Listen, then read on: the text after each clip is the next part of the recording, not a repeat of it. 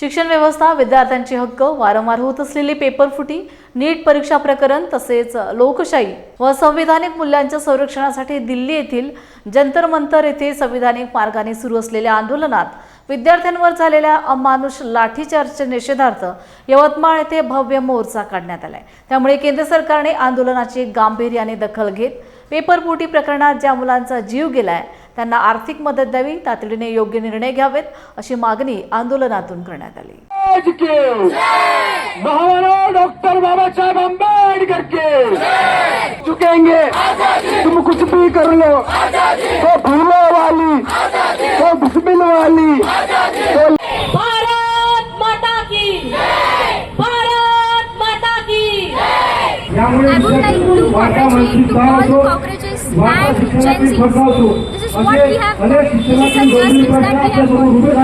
हा विजय केवळ एक विजय नाही, तर संविधान, न्याय व डेमोक्रेसी, लोकशाही ही जिवंत असण्याची एक प्रतीक आहे। त्यानंतर काल झालेला राजीनामा व ज्या अटी स्टुडंट्सनी ठेवल्या होत्या त्या ज्या मान्य झालेल्या आहेत आणि त्यावर अभिजित दिपके यांनी दिलेलं विधान की दुनिया झुकती है, झुकाने वाला चाहिए, हे जे विधान अभिजित दिपके यांनी दिलेलं आहे याच्यातून आपल्याला असं शिकायला मिळतं की युवक हा प्रत्येक सरकारला प्रत्येक येणाऱ्या पहाडासारख्या गोष्टी सुद्धा चुकवू शकतो आणि त्यामुळे विद्यार्थी, युवक हा ज्वलंत आणि जिवंत असलाच पाहिजे।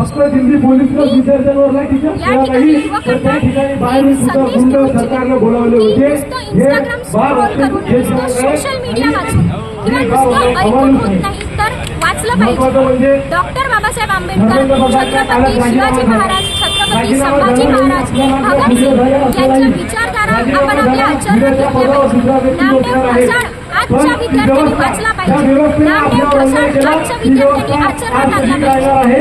आणि as a cockroach, I Smriti Dhananjay Mankar would like to give the final message to this youth, that is, we are the rebels and our freedom fight, our war has now begun. Thank you.